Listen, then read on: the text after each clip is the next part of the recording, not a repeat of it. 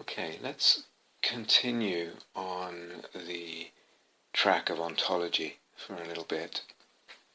And there's several points I would like to make, so we can weave them together.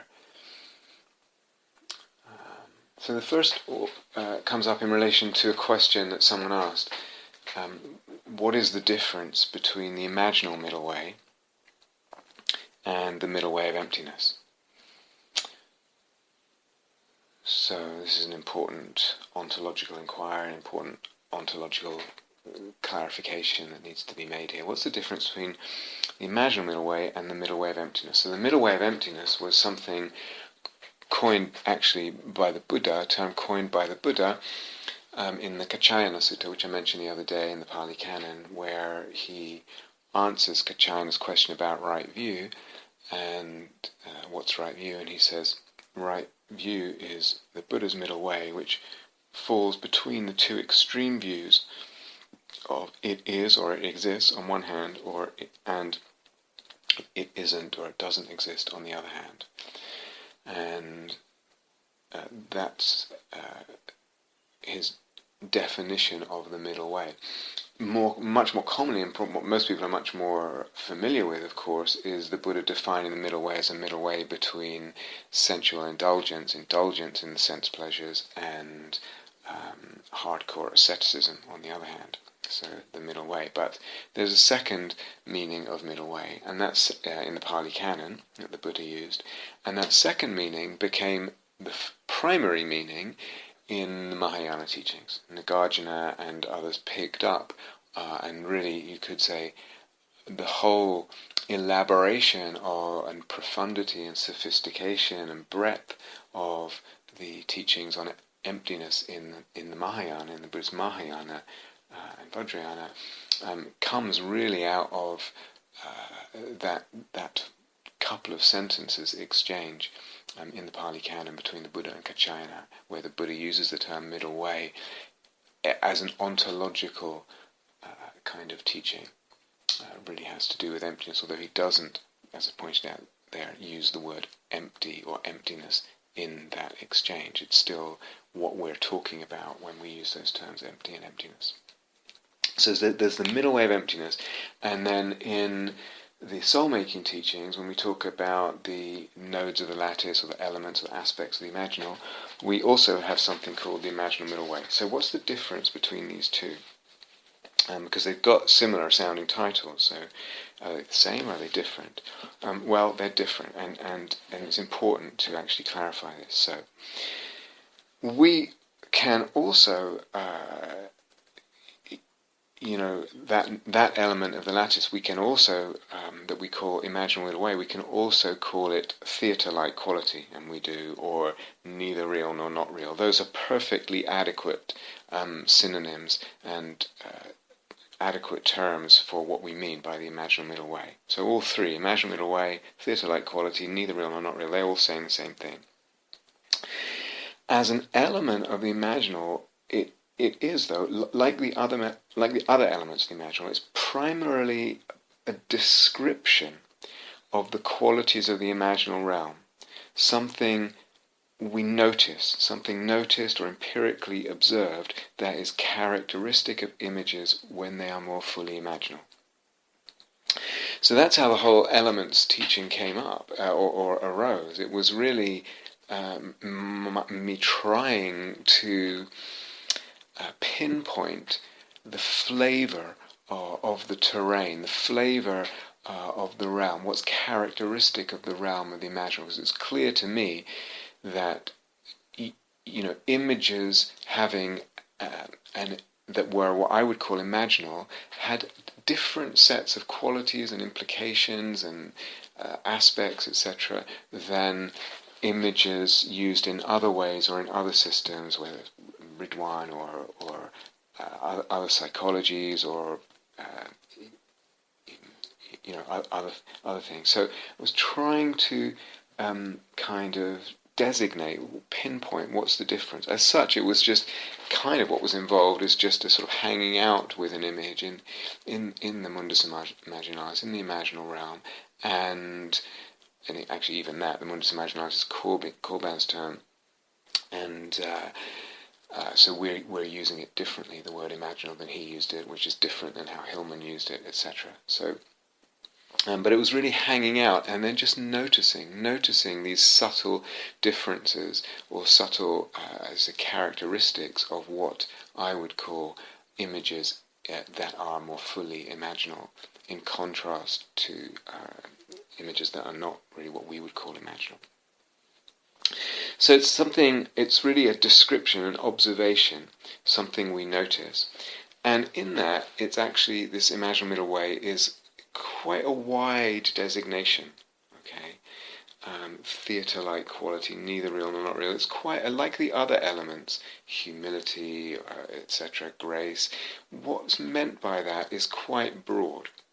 The word itself needs to be, the concept itself, the designation, pinpointing itself needs to allow room to be able to stretch, and I'll come back to that in a minute, to be able to stretch, to broaden, etc., to have soft and elastic edges. It's quite a wide designation. In contrast, when we talk about the emptiness middle way, the middle way of emptiness that the Buddha was talking about and Nagarjuna and others picked up on,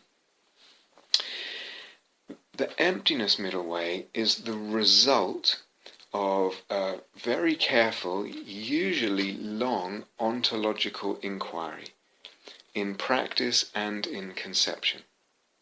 In other words, after practicing with emptiness practices or ways of looking or analytical practices, after really thinking it through in a very subtle way, etc., and sophisticated, bringing the philosophy with practice and conceptual work, meditative practice and conceptual work, what results is the middle way of emptiness. It's the result of that ontological inquiry.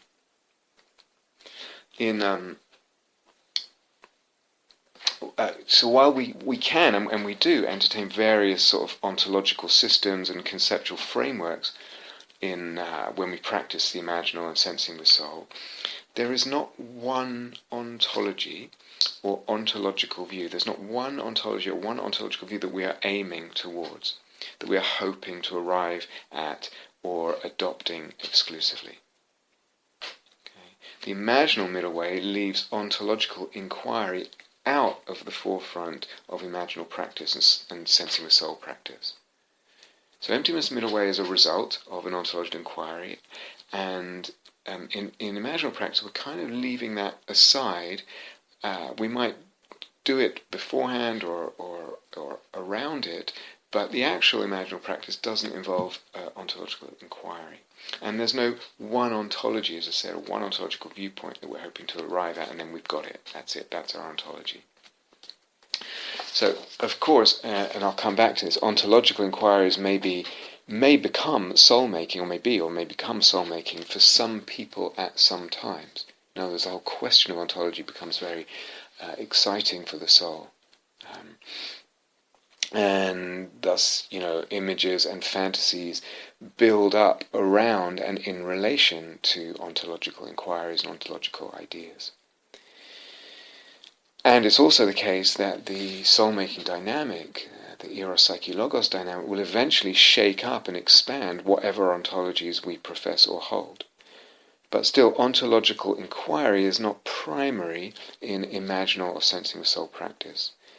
And we are not seeking an answer to an ontological question there, whereas in emptiness practice we are.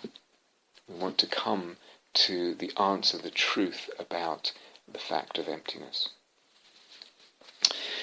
The universal truth there. So as emptiness practices and understandings deepen and refine, the emptiness middle way, the middle way of emptiness gets clearer and in a way, and narrower. It's more like a razor's edge. It's very fine, this between it is and it is not. It exists and it does not. Not real, neither real nor not real. From the emptiness point of view, the emptiness middle becomes clearer and much more like a razor's edge. In other words, the tendencies towards nihilism,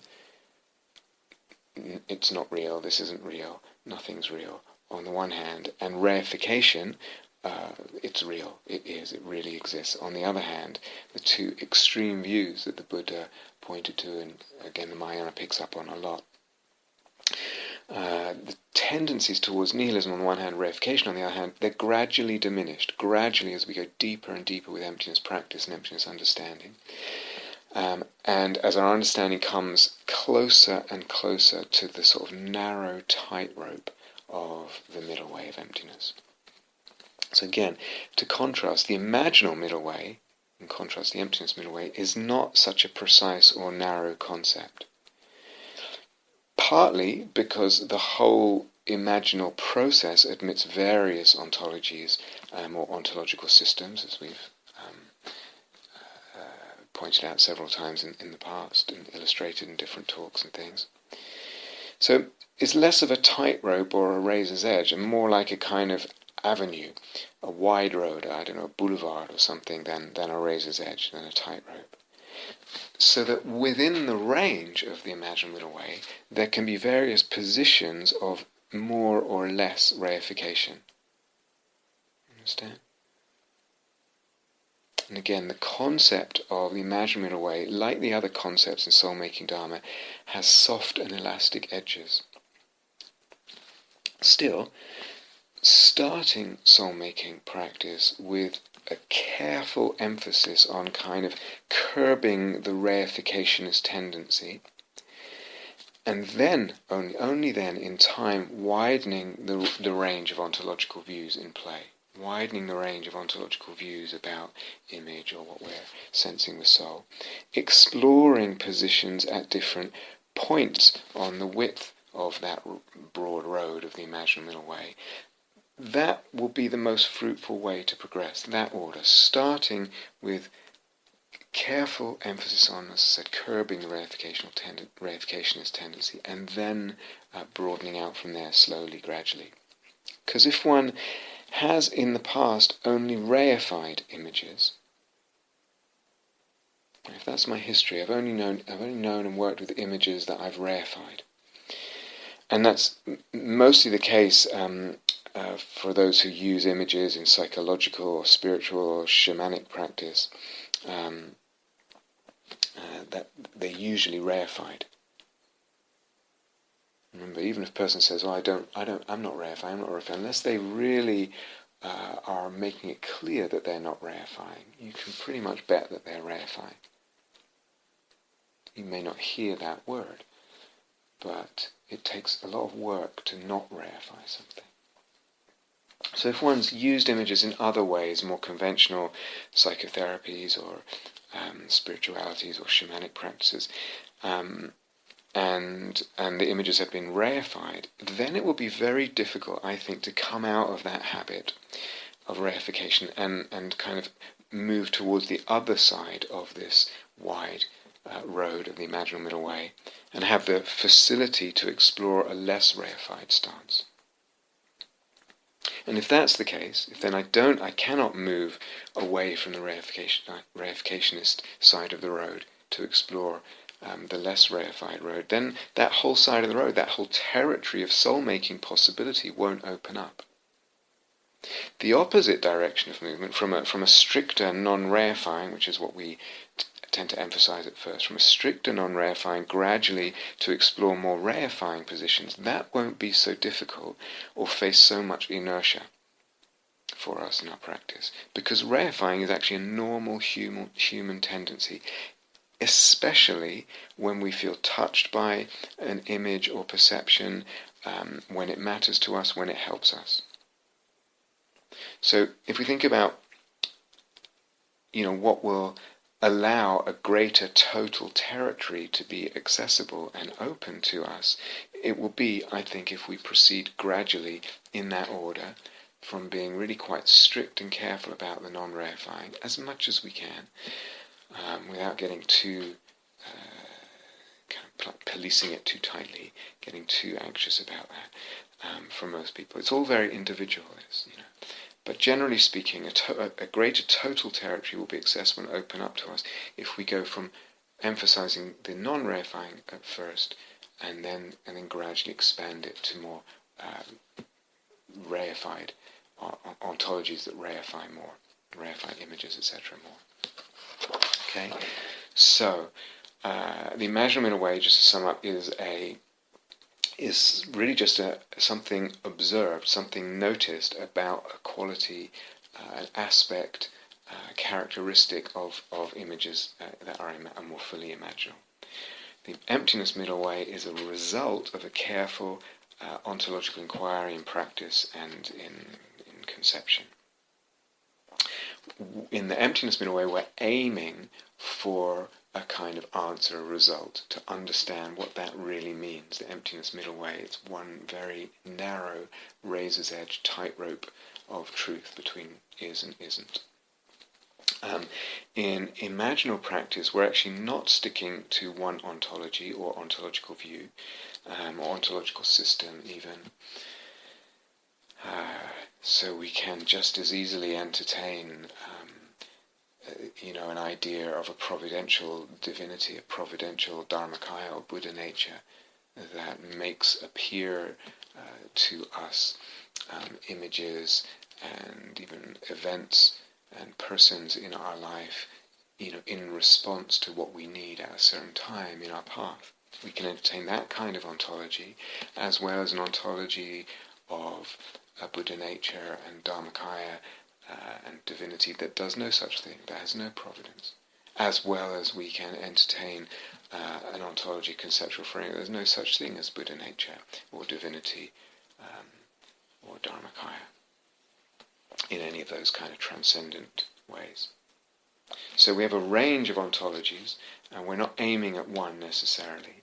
And anyway, ontology is not forefront in our practice.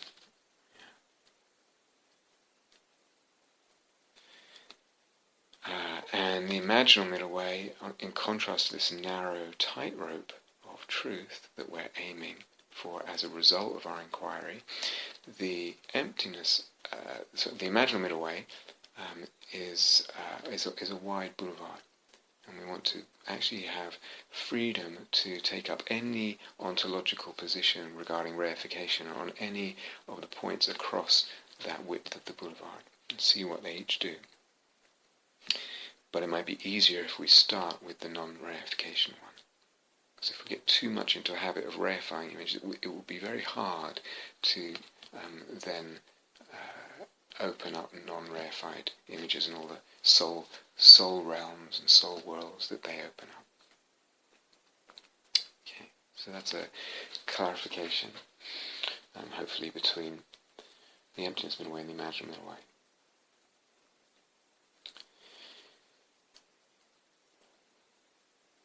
So, as far as emptiness is concerned as well, it's important to point out that from a strictly sort of narrow Buddha Dharma point of view,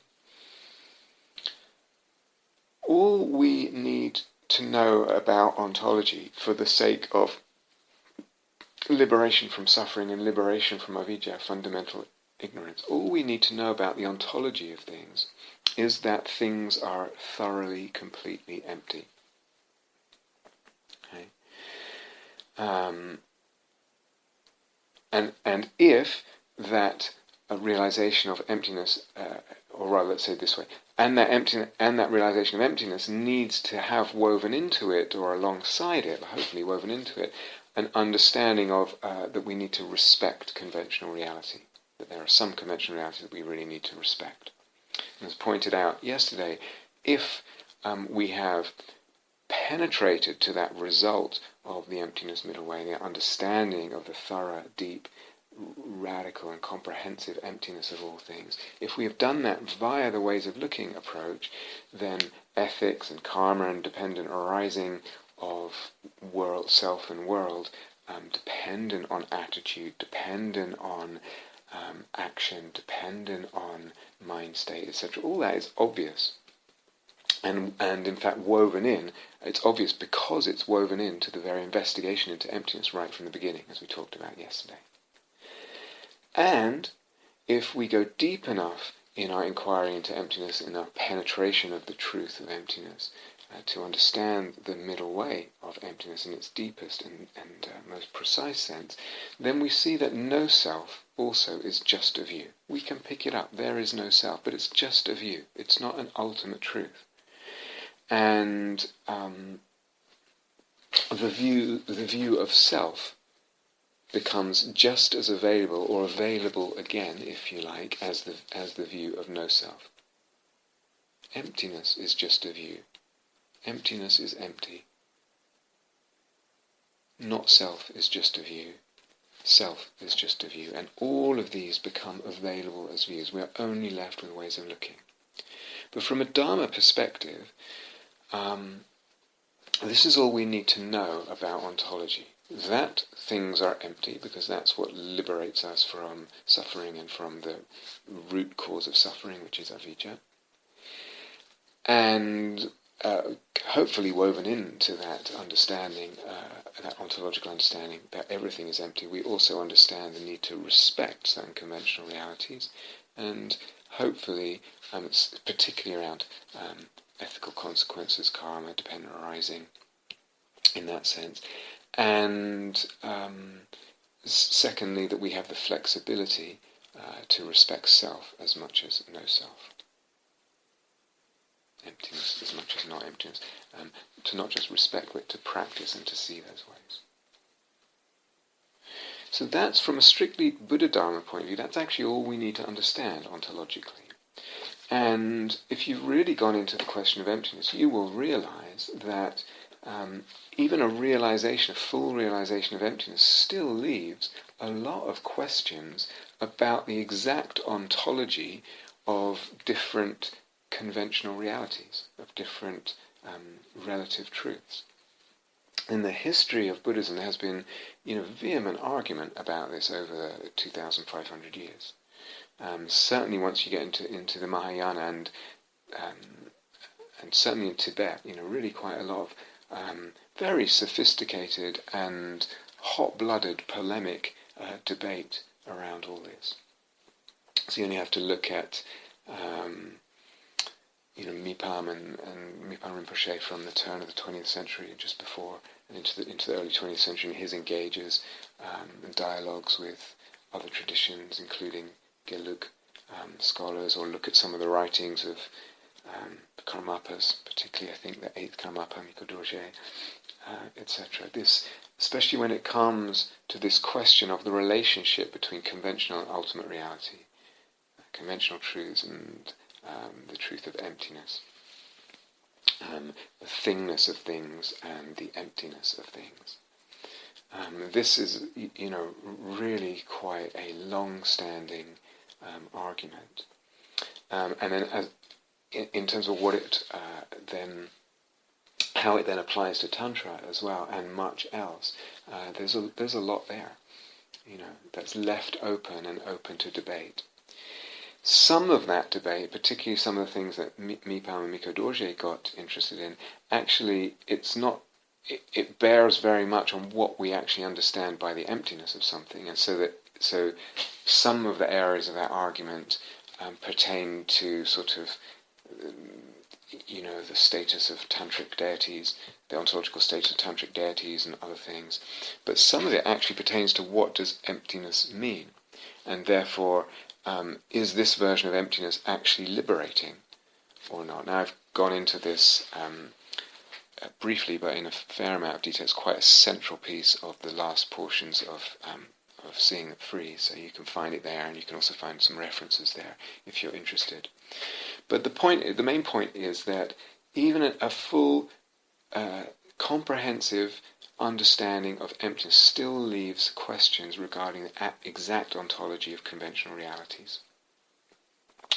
And we could say the same might be true of, for example, quantum physics as it goes deeper. What exactly is the ontological status, the reality status of a basic particle? It's we think, okay, this table is made, this desk is made from molecules and atoms, etc., and those are made of protons and neutrons and electrons, and then we go down, there's even more basic particles, etc.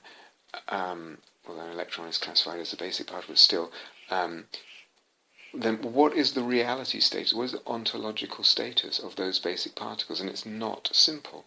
As I mentioned the other day on a retreat at Gaia House, Niels Bohr, one of the founders of quantum physics and a Nobel Prize winner, he said everything we think of as real is made up of things that we cannot think of as real. But now even more, since his death, even space and time are regarded as emergent and not fundamental phenomena. At a quantum level they emerge, they're constructions, and in some sense also dependent on the observer. So Einstein did some of that work with his relativity theories, but then even more so at a quantum level. So we're still left with these questions about the ontology of different conventional realities.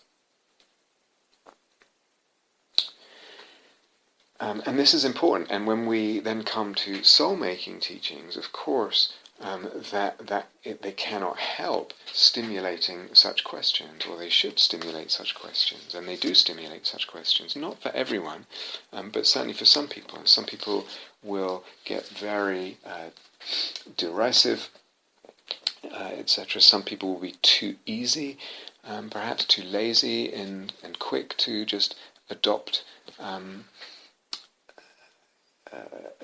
a certain ontological acceptance, but it's up to them in the end. I've been through all this in other talks, so I'm not going to dwell on it too much anymore. But the questions pertain, ontological questions don't go away with regards to soul and image and soul making and all that. They are all empty, yes, but it's still, as I said, emptiness. Realization of emptiness, gone all the way to the end, still leaves questions about the exact ontology of different conventional realities. So, what about the ontology of soul? Okay, this is something I've talked about quite a lot, but very briefly, just to repeat. We can define soul in a couple of ways. One is just soul is a kind of way of looking. It's a kind of way of looking, or it's a group of ways of looking, even. It's any soul is the collection of ways of looking that are soul-making, that open up a sense of soulfulness. That's what soul is. So that open up the elements of the imaginal, that deliver the elements of imaginal. Soul is just a way of looking. It's not an entity. Or, if we want to define soul as a kind of entity, it's that entity, that instrument, that organ, so to speak, in the human being, which looks in those ways. Looks in those ways that open up soulfulness, that support soulfulness, that engender soulfulness and soul-making. So that soul-making then, if we think of soul as an entity, soul-making then is a kind of a making or a growing of that organ, of that instrument, a growing of its size, of its range, of its capacities, like a muscle that grows, or an organ, or a child's brain that's growing in its capacity as an entity.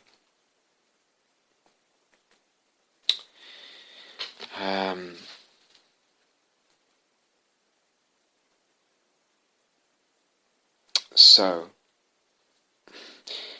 either it's not an entity, if we think of it as just as a kind of way of looking, or it's an entity, but that entity is just as empty as any other entity. It's just as empty as a self. When we use the language of self, it's just as without too much problem in our conventional exchanges with each other, in the way we think about our lives, in the way we relate to what's actually very important in our lives. We use the language of self. I want this, I don't want that, I really hope that, I feel this, etc. But if we use the language of a sort of entity language for soul, then that entity of soul is empty like self is empty. Like the aggregates are empty. Like the body is empty in itself, empty of phenomenal existence, empty of truly being an inherently existent thing. Vedana is empty. Consciousness is empty. A moment is empty. All the aggregates are empty. Any phenomena is empty.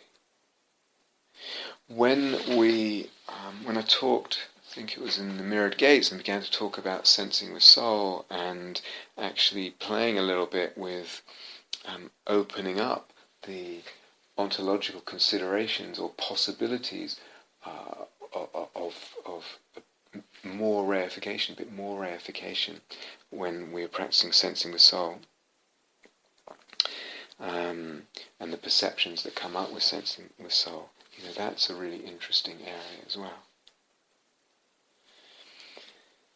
So why bother to go into all that? Well, partly for our own purposes, in the sense that our conceptual framework, the whole logos of soul-making dharma, is really based in and on emptiness. It's based in ideas like create, discover, neither real nor not real, and all that. So it's simply rooted in that kind of, I would say, more sophisticated ontology, and that kind of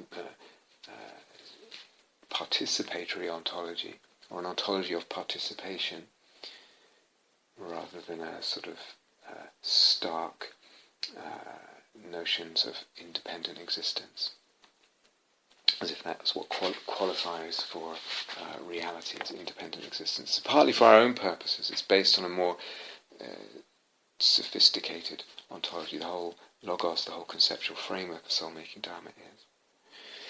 But partly explaining the ontology of soul, just briefly, just now repeating what I've said elsewhere, I think, partly also to kind of proactively rebuff certain expected objections and critiques from either Buddhists who tend to think in a very, let's say, narrow and common way, and perhaps not very well worked out, with a very not very well worked out ontology. That's trying to rebuff certain objections and critiques. Well, that's not Buddha Dharma. If you're talking about soul, didn't the Buddha say that's not something real? That's just metaphysical speculation. Any language of soul must be just metaphysical speculation, and it's not. It's the opposite of phenomenology, etc. I've gone into this at great length elsewhere. I'm not going to repeat it too much now, except I will say a couple of things. So partly it's the sort of in response to that kind of somewhat typical or typically expected objection, and partly it's for our own purposes, because it's actually rooted in soul-making is necessarily rooted in a more sophisticated ontology and epistemology than the ones that most people in our culture are used to, and that our culture typically regards as simply, this is what's real, that's not real, this is what's true, and it's because X or Y, in terms of independent existence, etc. Socially agreed upon perceptions. Now it's interesting, if we just linger on this just a little bit more. Some people in the Dharma, some expositions of Buddha Dharma, some explanations of Buddha Dharma, or of simply of kind of mindfulness extractions from Buddha Dharma, some people use reductionist materialism in a kind of obvious and explicit way, and they explain Dharma and explain meditation and even explain liberation, perhaps, from those premises, from the premises of a sort of reductionist materialism.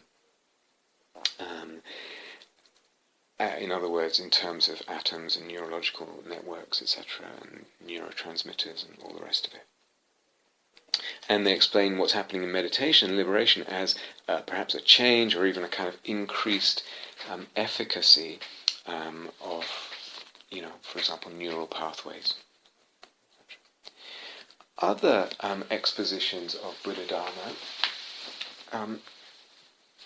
never mention atoms or that sort of things. The components or the elements of reductionist materialism. They never mention them. They never perhaps even mention the classical scientific materialist worldview.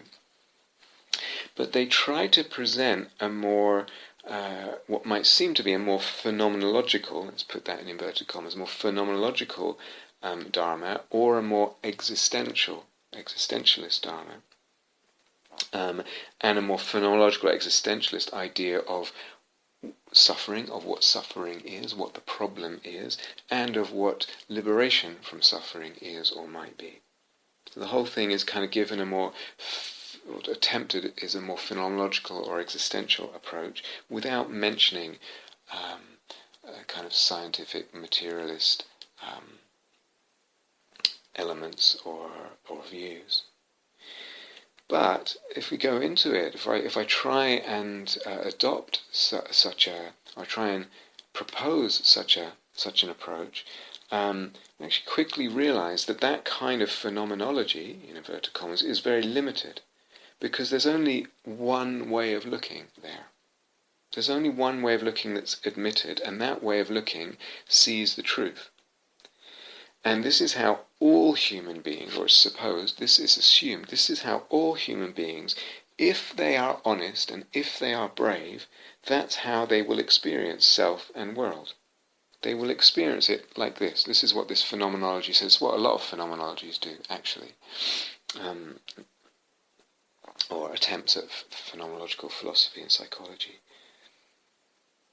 There's no place there for different ways of looking, and different ways of looking then opening up different senses, whole different perceptions and senses of self and world and cosmos, etc. And similarly, the existentialist kind of dharma rests on an assumption that the sort of the meaningless, flat cosmos of classical scientific materialism, it rests on the assumption that's a proven reality. So it rests on reductionist materialist ideas as a presumed background and basis, even if they are not mentioned, never mentioned. But that, and you know, it's interesting that the fact that reductionist materialist conceptions are assumed to be irrevocably proven as fact, that may be part, at least, of what gives some of those existential Buddhists their sort of often kind of haughty and unbudgeable arrogance that comes across in their stance and their tone. Problem with all that is that physics itself, the same scientific method that delivered that kind of view, starting in the 16th, 17th century, let's say, as it developed, that same scientific method has begun to bring about the crumbling of that basis. Not just physics, but also contemporary Western philosophy, and also was deconstructed and kind of demolished by Nagarjuna's Dharma, etc. And the whole Mahayana take on deeper understanding of emptiness, deeper working out of what emptiness means. So that whole background view and basis, not mentioned but assumed real and so rested on, it's no longer tenable and sure as a truth, as the reality of things.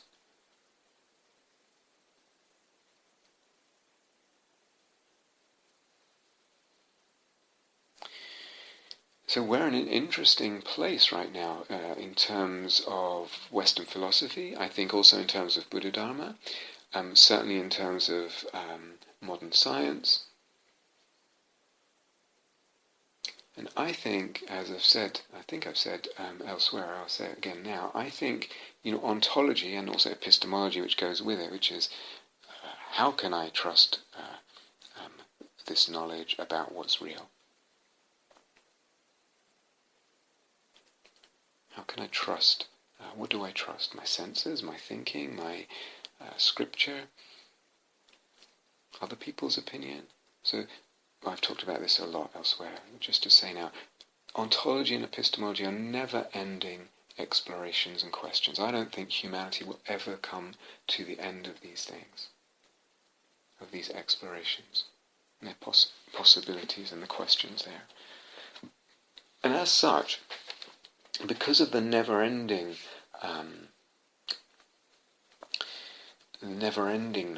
of ontology and epistemology, there can be eros for it. Ontology itself, as I alluded to earlier, ontology itself can become for us an erotic imaginal other. The whole area, the whole domain, the whole inquiry, an image of oneself as ontological inquirer, etc., an image of oneself on that path. And there can be soul-making out of that erotic imaginal relationship, or in that, with that erotic imaginal relationship with the never-endingness of ontology and ontological questions and explorations.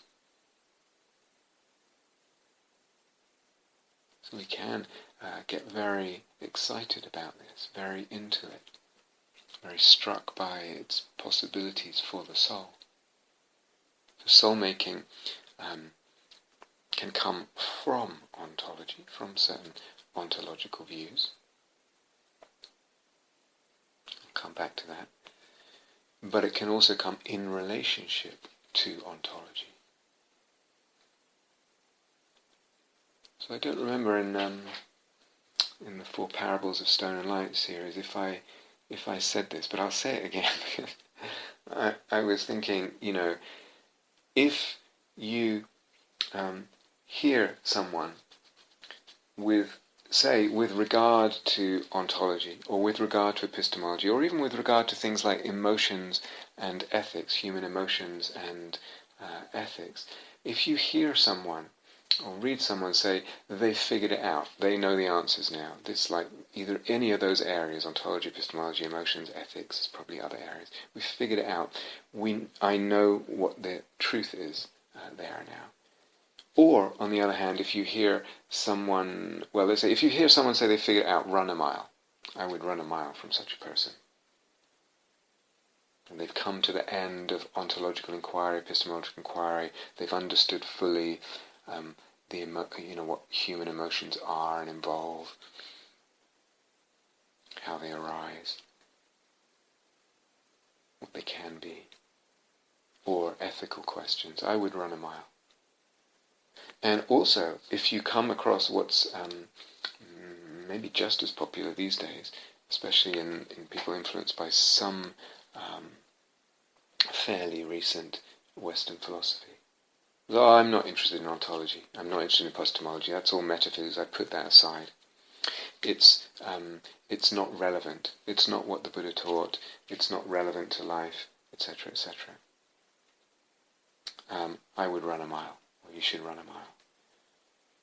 Either one of those extreme views is, to me, problematic. Let's put it, so just say it's problematic. As I said the other day, and I pointed out several times recently, ontology and epistemology are inevitable. They're inevitable in the very fabric of our perception. Not even as big, philosophical, rambling inquiries with, all this kind of conceptual grinding, etc. But they are woven in. Ontological assessments, epistemological assessments are implicitly, non-verbally, non-conceptual, or let's say non-verbally, they're non-verbally, unthinkingly woven in as conceptions into every perception we have as human beings. They're inevitable. Even if they're inconcludable questions of ontology, ontology and epistemology are inevitable. And I don't know, but I have a sense, really, that, Western philosophy went through a phase, I think called itself post-metaphysical. Well, we might now be in a post-metaphysical phase, or just about to be, or something like that.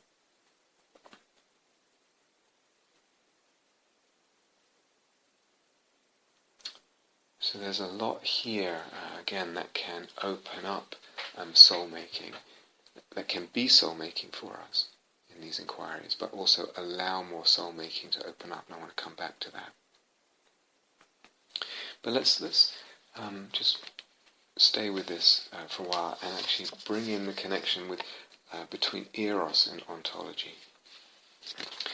So again, let's see if I can try and convey what I'm trying to get at here. The scientific methods attempt, it started with this attempt to sort of say, let's exclude affect, human affect, in other words, emotion and desire, which could be regarded as an affect. Let's exclude affect and desire from the process of inquiring into truth. And the scientific methods, when it arose in the 16th, 17th century, really got going. The scientific methods attempt to exclude affect and desire from the process of inquiring into truth, instigated and then installed for modernity, for modern culture, a kind of, really a definition of truth as partly that which is independent of the affect or desire of an observer. So it kind of started with that, this is our MO, this is our modus operandi, this is how we're going to go about things, and then that became a definition of truth. It instigated, then it installed it, so that's how we tend to think of what is true. Truth is that which is independent of the affect or desire of an observer. But if one realizes, as one goes deeper into all these things, that there is no truth independent of the observer, again, seems to be very much that quantum physics, as much as some people don't like that conclusion, that is what quantum physics is concluding, has remained unchallenged for, getting on for 100 years now. Like, not unchallenged, but it has remained without convincing challenge at all. Some people still really don't like it. Very few people have really picked it up and inquired and opened up and looked further into its implications. But that seems to be, so far, unbudgeable. So if one realizes there's no, and as I said, similar conclusions from Western philosophies, and certainly from Buddha Dharma and emptiness and the ways of looking approach, if one realizes there is no truth independent of the observer, then the way of looking of the observer must be considered. And why, then, can't affect be readmitted? In my readmission of the observer and the position of the observer and what the observer does and how the observer looks, why can't I readmit affect and desire and even eros? And perhaps they're given even equal status with any other affects. So desire and eros are given equal status with other affects. They're just all part of this idea that truth doesn't exist independently of the observer. There are just ways of looking, no ultimate truth, just ways of looking. And so there's what I see with this affect, what I see with that affect, what I see when there's eros, what I see when there's some other emotion, etc. We can go a little bit further into this, push in a slightly different way. If the truth, and put that even in inverted commas, is instead kind of something that's infinitely penetrable. So it's not so much there are lots of different angles on something, but it's more that truth is something infinitely penetrable, is a journey into dimensionality. And yes, we might say dimensionality and divinity. A journey of penetration, if you like, or opening to, if you want a more receptive mode. Opening deeper to. Opening oneself deeper to. Then, if truth is defined that way, as infinitely penetrable and a journey, then there is no one final ultimate truth except this general kind of journey into more disclosures, more discoveries. And if that is what reality is, this deepening journey, never-ending journey, infinite sort of penetrative movement, if that's what reality is, then it is exactly eros in the way that we are using that word. Right? Eros as we define it, in the way that it wants closeness, contact, wants to know, wants to connect with, and in that wanting more penetration, wanting more opening, it ignites the soul-making dynamic, and that allows more deeper penetration, the generation of more beyonds, the discovery of more facets and aspects of what it is that we're in relationship with, what our subject is, what we're penetrating, etc. So it's exactly eros in the way that we, in the soul-making, are using that word. It's exactly eros which reveals the truth and reality. And in that case, it's eros is more valuable than other effects, and than an absence of an affect, an emotion. Do you understand? Because eros has this tendency to penetrate further. And if truth is something that's infinitely penetrable, rather than just kind of horizontally infinite, in terms of sort of perspectives around a circle, then it's exactly eros which is what opens it. And that view of truth and reality does not posit truth and reality as what is independent of the observer, independent of observing.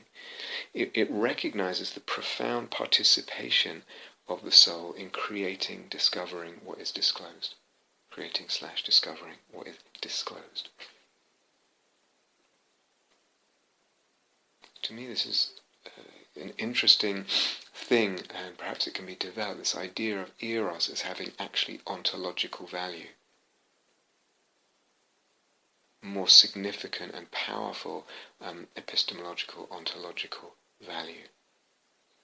So the theologian and philosopher John Milbank, I'm just starting to get to know his work, and I find it very, very fascinating. Very fascinating some of the overlaps and common areas, common desires as well, between his work in what they call radical orthodoxy movement, kind of Catholic theology.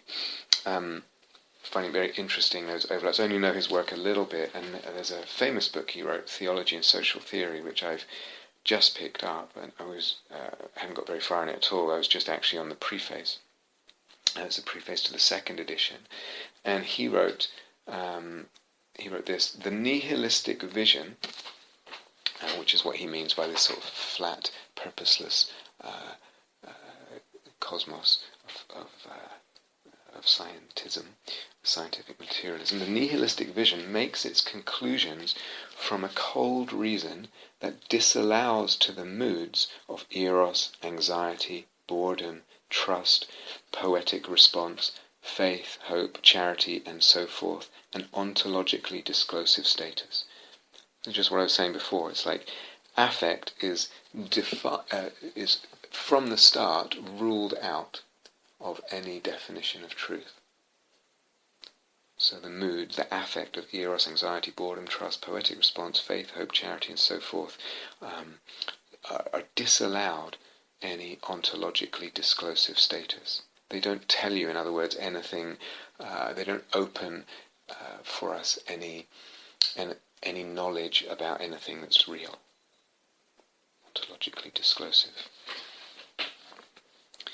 But if our ontology admits a category of the real which yet includes our participation and creativity, our poetic response as well, then eros, and secondarily, other emotions like those Milbank listed above, or as I just mentioned,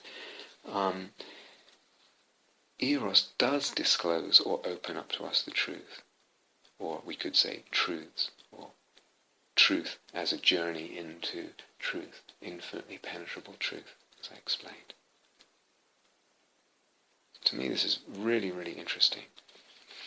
Second point in the scientific method's sort of starting points, and then what was really axiomatic in terms of methodology of approach, but then became, then actually spread from methodological technique or process to assumption about reality, an unquestioned assumption about reality. The second one, apart from the letting go, the ruling out of affect and desire, truth is only what is observed in the absence of affect and desire. Of course, this has been questioned from other directions as well. But a second, I first came across in reading Catherine Pickstock. She has a book called After Writing. I found it quite a difficult read, the language, but she's a colleague, I think, of John Milbank. And she makes the point in her book After Writing that Descartes, who was, of course, was one of the founders of the scientific method, defined reality as that which is clear and discrete and easily comprehended by the mind. Reality is defined as that which is clear, discrete, and easily comprehended by the mind. Now that definition, or delineation of objects to be investigated, then say, okay, what is reality? It's this. It's what's clear, discrete, and easily comprehended by the mind. And that's what we should investigate. And we should just forget about everything else, because it's not real. We want to investigate the real. That's what science is. So that definition or delineation of objects to be investigated, as I said, came then itself to be taken as a truth. Initially it was just, these are the objects we're going to investigate, the ones that are clear, discrete, and easily comprehended by the mind. But then at some point it came to be, this is what is true. It was taken itself as a truth. Anything that did not fit that definition of being clear, discrete, and easily comprehended by the mind was regarded as untrue, unreal, and unworthy of attention. Now you can see, again, if someone, in quantum physics, for example, or in relativistic physics, if someone tries to say, well, the really simple things, the really clear, discrete things, and easily comprehended, are these little billiard balls of basic particles, or things like space and time. And time, as Newton defined it, absolute space, absolute time, is just kind of there, a big empty space, not doing anything, not affected by anything, and time just flows, absolute time. And these little billiard balls are pretty much the simplest, most discrete, clear things that they are. They're very easy to understand. It's just a little billiard ball, or something you can't chop up further. But again, starting from that view, from Descartes, quantum physics has just then, if you ask someone, well, what really is an electron, you better have a lot of patience and a good bladder, because we don't know. And the answer is definitely not simple. It's definitely not something that's either clear or discrete or easily comprehended by the mind. So the very starting premise of a mode of investigation here became a definition of truth, and when the mode of investigation, so the scientific method, continued along those lines, it just completely decimated its very starting point and that definition. But for our purposes, I want to say again something about eros in relationship to ontology and the ontological value and place, potentially, of eros. Epistemological and ontological value and place of eros. Because eros, when allowed to stimulate the soul-making dynamic, and that's what we mean by eros in its bigger definition, its larger definition, eros will open up exactly what does not fit inside Descartes' definition. Here's this object, and if there's eros for it, in relationship to it, that object begins to become to us more mysterious, less comprehensible because it's unfathomable. It becomes unfathomable. It becomes not discrete because it possesses dimensionality, shading into divinity. It possesses soft and elastic edges. It becomes poly-aspected and complex rather than single and simple. So again, it's eros that opens up exactly, or that bursts open Descartes' definition in much the same way as physics has done.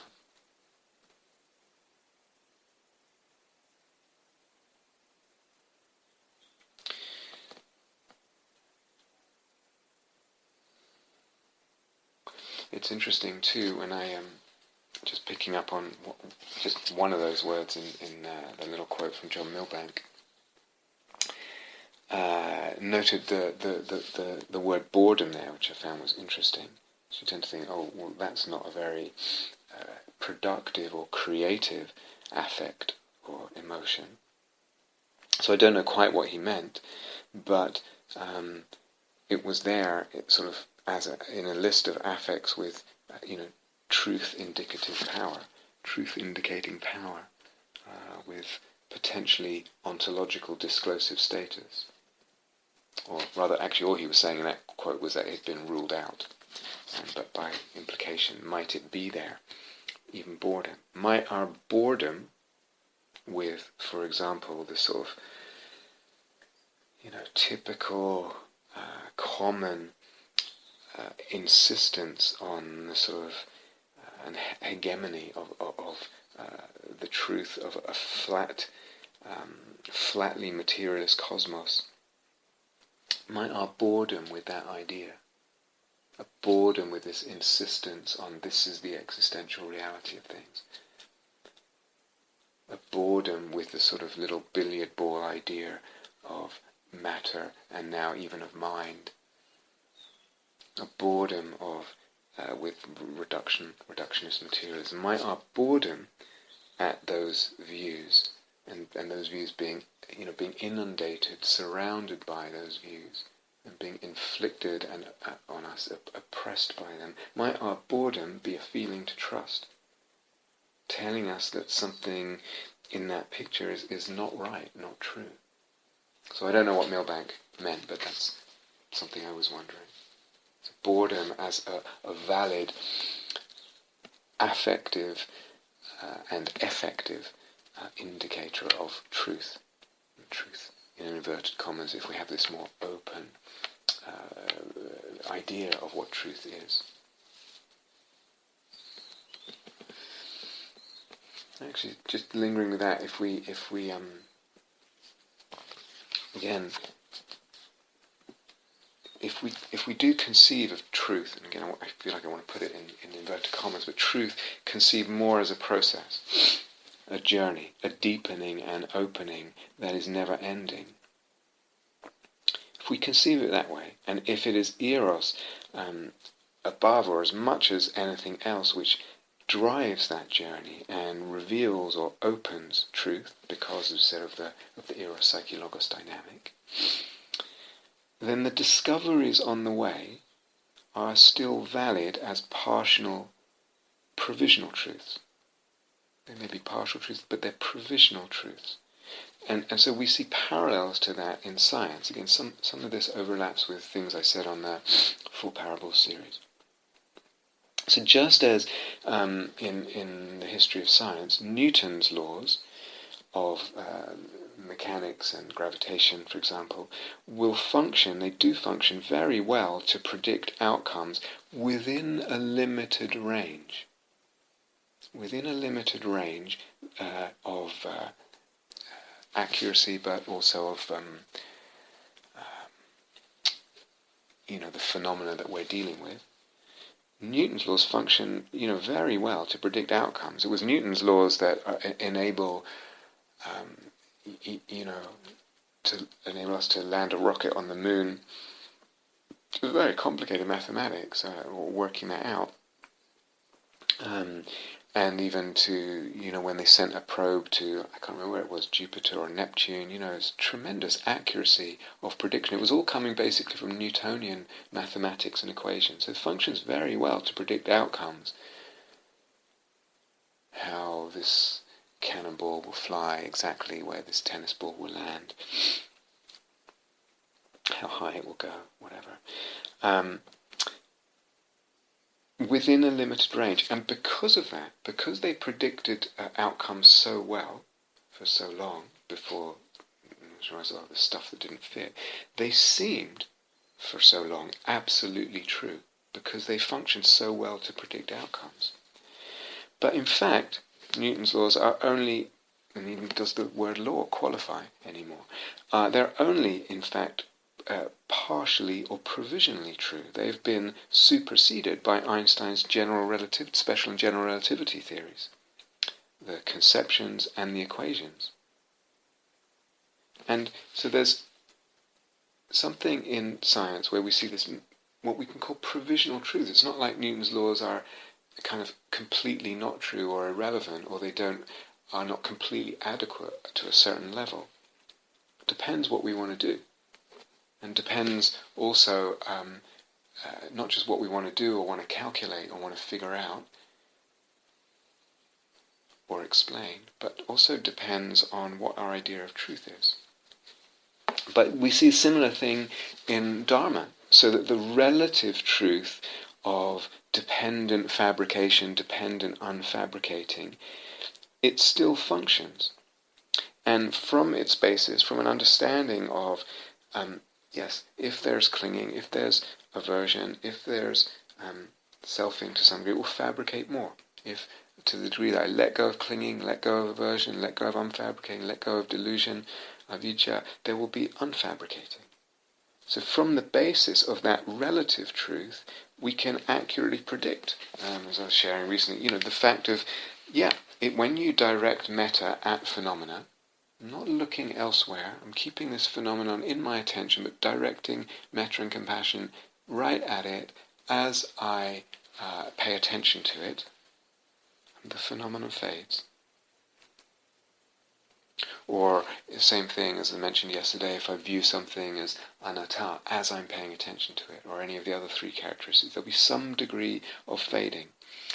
Even though fabrication and dependent origination, as we would conventionally understand them, to be operating between separable phenomena, this gives rise to that, dependent on this comes this, etc., as if they're separable and real entities, phenomena, that whole view of fabrication and dependent arising is not ultimately true. This is fabricated by the mind. Self is fabricated by clinging, or this link in dependent origination is dependent on that link of dependent origination, the 12 links, and they're separable kind of real entities. That's not actually ultimately true. But the relative truth of dependent fabrication and dependent unfabricating still functions, just as Newton's laws still function. They have a provisional truth to them. And impermanence as well is a provisional truth. It's a relative or conventional truth. Ultimately, neither impermanent nor permanent is true of anything, as Nagarjuna points out. Because time is empty. Other reasons too. So there's a parallel here.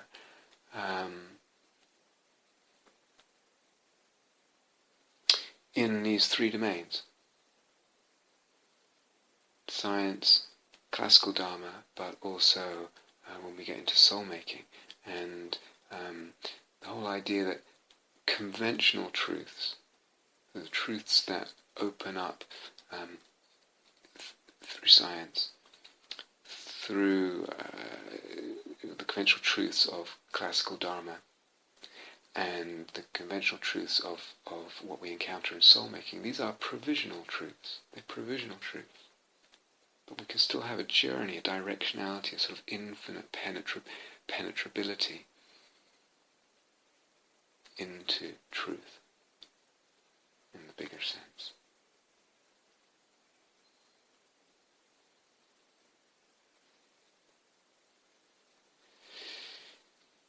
So if we stay with this idea of conventional truth, something else I want to point out is that very easily conventional truths are assumed real. So that's why I say conventional truths are provisional truths. Conventional truths are provisional truths. Doesn't mean they're worthless. Doesn't mean they don't have a place. Doesn't mean they can't be relied on.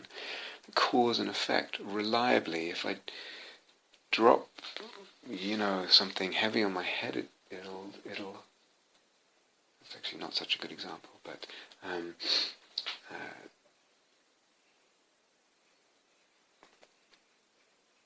cause and effect. Conventional truth still functions. It's a provisional truth. Provisional truth can still be relied upon to a certain extent, within certain provisos, within certain limits. What happens is conventional truths are then usually assumed to be real in all kinds of ways. Conventional truths are typically assumed to be real, are assumed to be ultimate truths. So that's really one thing to be very, very important, very, very aware of, and to be concerned with. And it's something talked so much about and written about, and But there's a second thing which is also important. I've also mentioned it before, but it's really worth emphasizing again, and maybe with a slightly different illustration and angle. When we assume or when we adopt a conventional truth, one question is it real? Is it ultimately real, or is it just a conventional and provisional truth? But a second question is, what does the adoption of this conventional truth lead to? When I assume and conceive and look in the terms of this conventional truth, this provisional truth, what does it open up for me? And what does it close for me? What does it bar from my experience, from my understanding, from my journey, from my life and practice? So, let me give an example. Recently, I taught the jhana retreat at Gaia House, and I am very, very ill, probably in the last stages of my life, and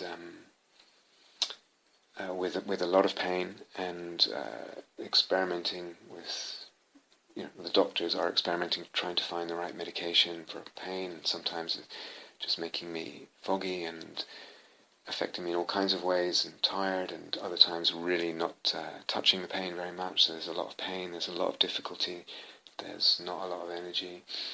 A lot of my time is spent struggling with my digestion, or on the toilet, or whatever.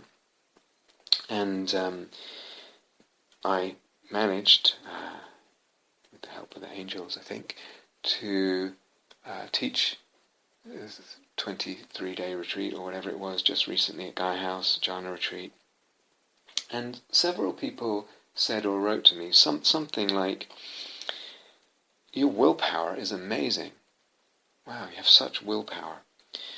But, and I appreciate the affection and the sort of, I guess what's a kind of compliment there. But I want to just linger on this, although it sounds anal and says, I just want to linger on this, because if a person is conceiving of that, this is what a dying person is choosing to do, and then somehow able to sustain over time, teaching every day for hours, despite all the other challenges. And if one conceives of that as a result of willpower, what's that actually implying? Willpower to me implies, or the meaning of what is willpower, will, what is the will? Is a faculty of the ego or the self that can decide autonomously to do or not to do something arbitrary. In other words, what it decides to do or not do is irrelevant.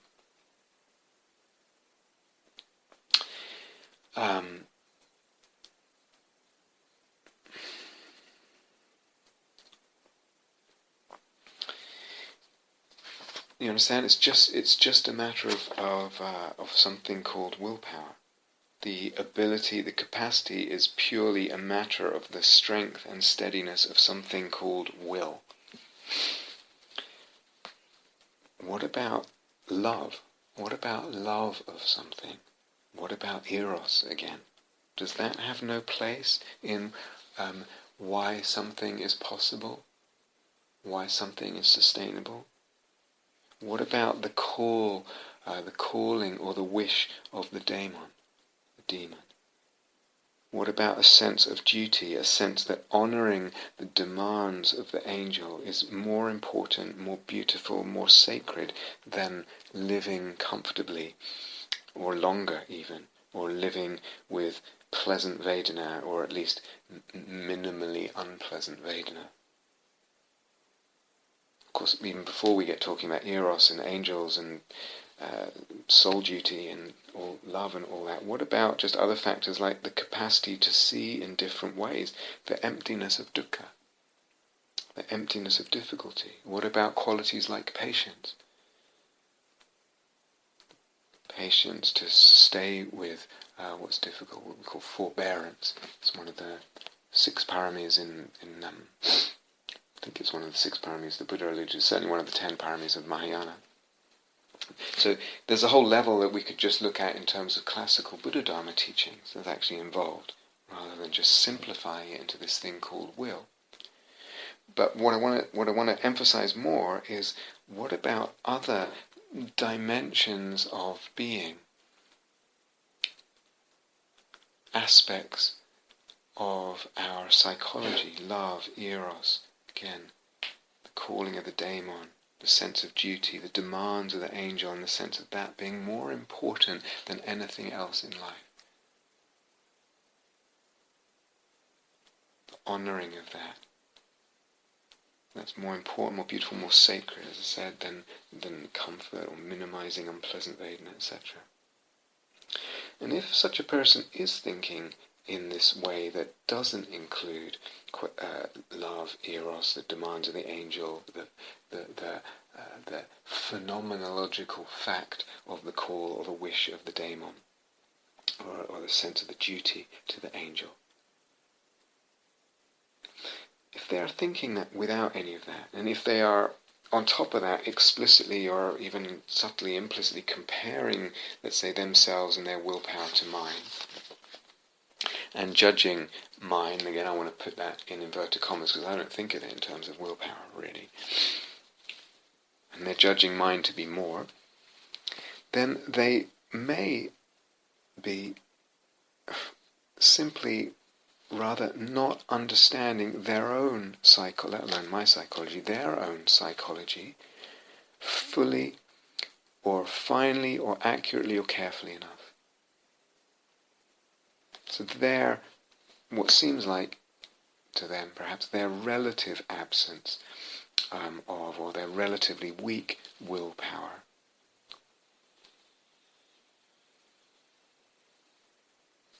is really a kind of, I say really because otherwise they would mention it, otherwise it would be included in how they assessed this, what seems to them something quite remarkable, this feat of teaching through all that.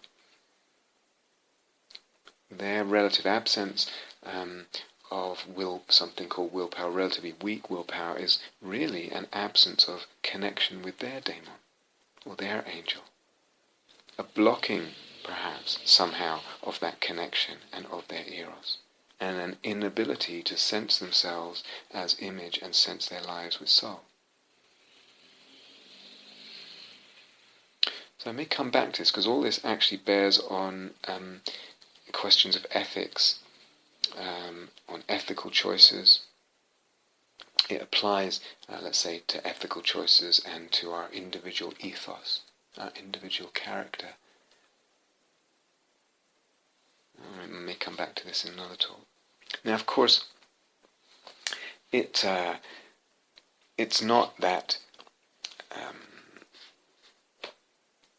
someone who has the kind of an erotic relationship with a calling or project or a creative project or an offering that they want to give or a service that they want to do. It's not that someone who has a sense of eros and duty to the angel and demands of the daemon and all that, and love. It's not that they will always feel that way. They always feel filled with love and eros and kind of the juiciness of all that.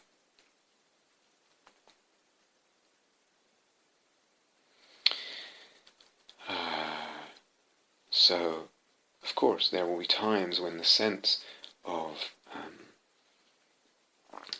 calling, of love, eros,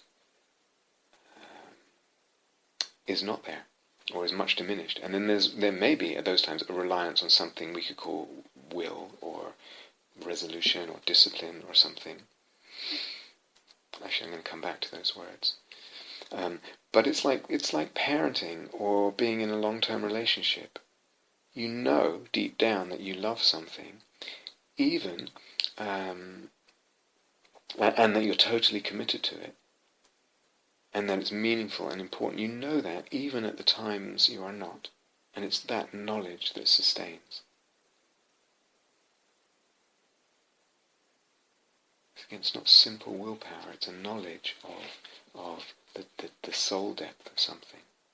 Even at the time you're not feeling that love or eros so directly.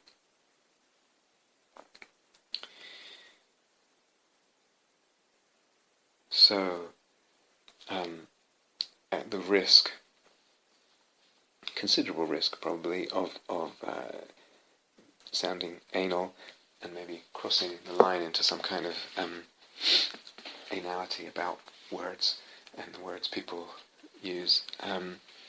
If someone had said to me, or if they'd used the word discipline, on the other hand, rather than will, because will just means, from the Latin, just means I want something. It's from just to stay with the intention.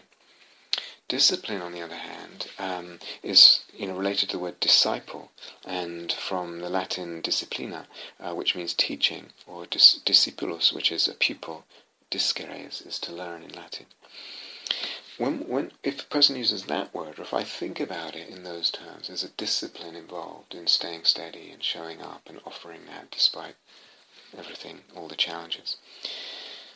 Discipline implies that it's not self-enclosed. It's not self-deciding. It's not totally self-instigating and self-actualizing, as the word will is. We now commonly understand, actually, both words, will and discipline. But going more into the root of the word discipline, it could open out a different sense. It implies a relationship. At least its etymology implies a relationship. An imaginal relationship, perhaps. The image of offering something. The image of being a servant, doing one's duty. The image of what one wants to offer. The image of the retreat. The image of the teachings. The image of passing something on. The word discipline, in its more etymological meaning, implies, involves relationship. It can become imaginal relationship and humility. I have to be humble to learn from this person or this thing or that event or situation or this experience. I have to be humble.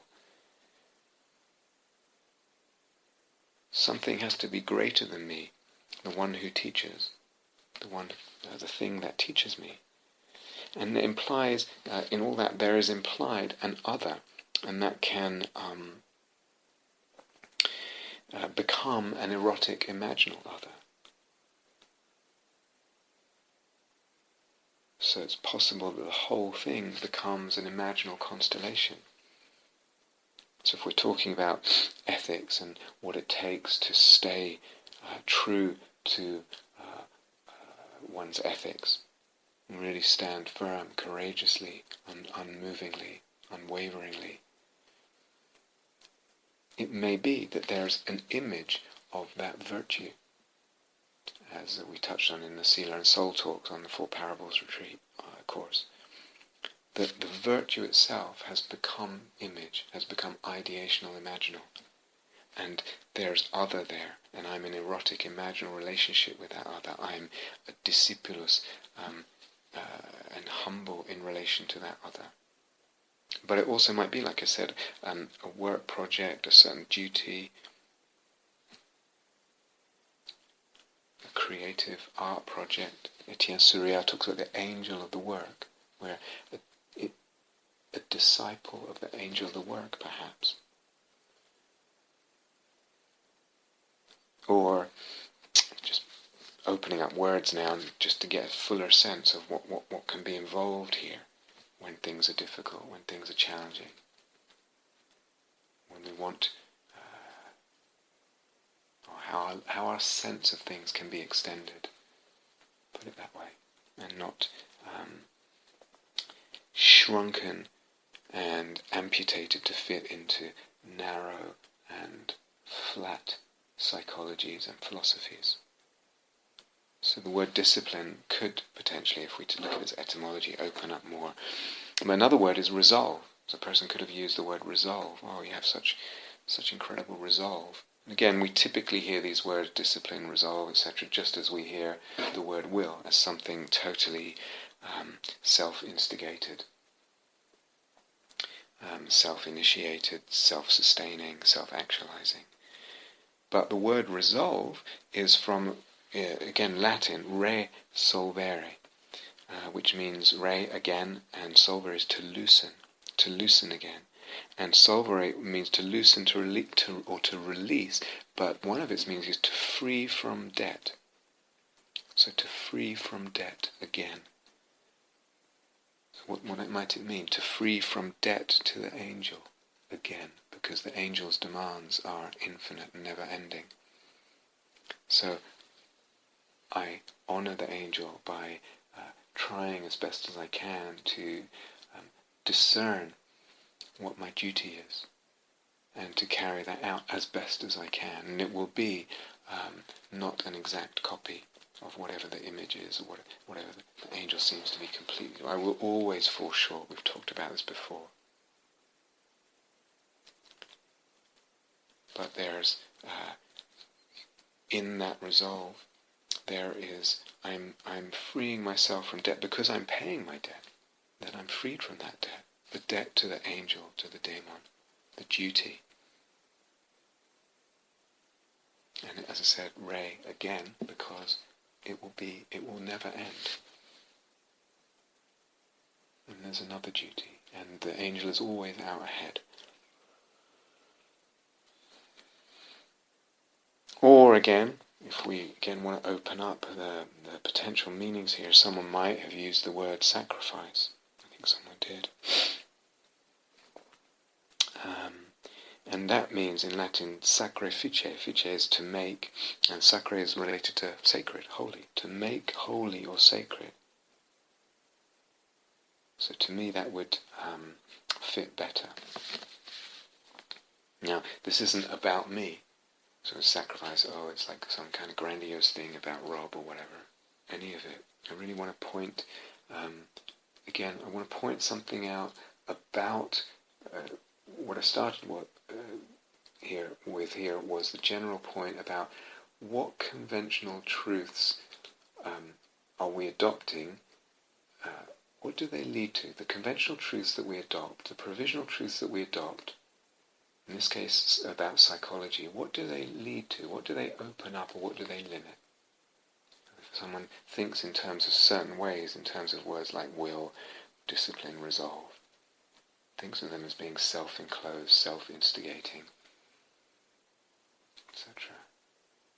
Sacrifice, it's already, hopefully it's already got the hint of another level in it, because it's already got the implication of making something holy or sacred, but it can lose that, it has lost that a lot in our culture. So this isn't about me. I want to open up something about, in the ways that we tend to think about our psychology, about what drives us, about what we're doing, about what makes certain things possible or not. The question is, what do these ideas, What do the truths we are grasping at and holding on to, or even just adopting, open up or not? Where do they take us? So if we go with the etymology of sacrifice, making holy, making sacred. What's holy? What's sacred here? Again, the angel and the angel of the work. Very often, most of the time these days when I teach, I have an image of not just contemporary practitioners and students, but an image of the unknown future practitioners. The unknown, they will never be known to me, they're in the future. Elsewhere in space, elsewhere in time. And the Sangha in the future becomes a sacred imaginal other to me, is sensed as sacred. And to somehow refract that angel of the work into this plane of existence, let's say. To refract that is sacred. To do and to make work for that is a doing for what is sacred. Fiche, doing, sacre, sacred, sacrifice, doing for what is sacred. And feel it as a making sacred. So again, if we're so used to certain psychologies, all this may sound pompous or grandiose, and of course there's that danger. And the ego gets hold of it and it's reified and all this other stuff. But if we hold it in the right way, in the soul-making ways, actually it opens up dimensions and distances and perspectives and possibilities, where then fueled by and supported by something very different than my will. In this kind of flatly conceived, almost mechanistic model of psychology.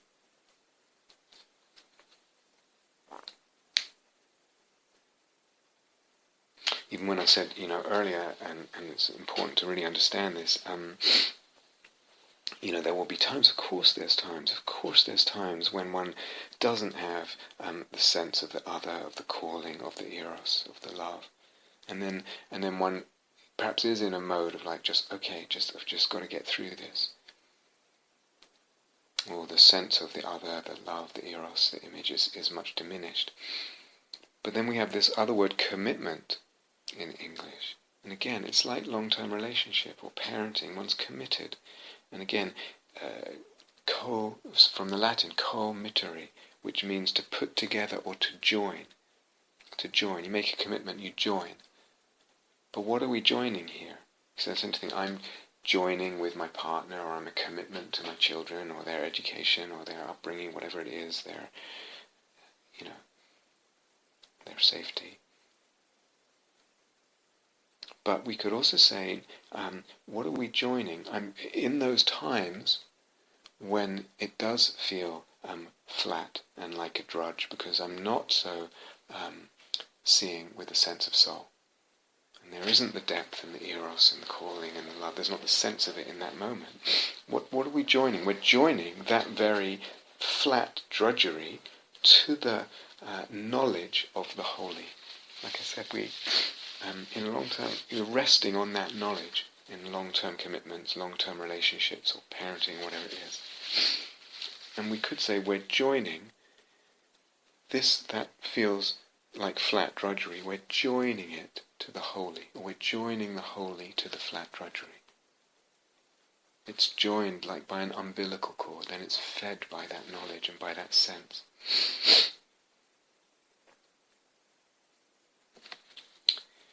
I have to say also, even just this morning, I felt really,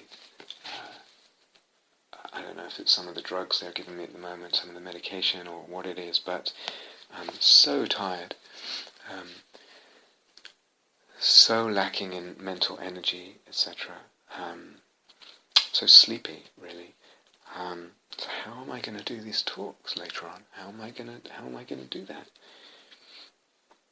And just with what seemed like very, very reduced mental capacity, and was sitting in sort of attempted meditation.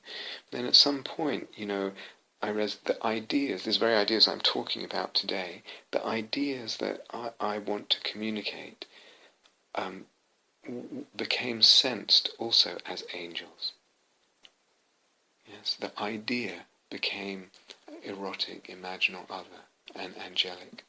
They want to be communicated. These ideas, some of the things I've been talking about today, want to be communicated. Again, there's a parallel with the notion of the ideational imaginal, which I introduced on the Four Parables retreat. So the ideas then are sensed with soul, and they become images, they become imaginal images. Then even when my mind feels really so tired, so foggy, so sleepy, so lacking in energy and brightness, I can sense as other, there's not as other than me, I can sense their energy, these idea angels, these angel ideas. I can sense as other their energy, their brightness, their desire and eros to be made manifest. And somehow I can trust that their eros will enable that manifestation.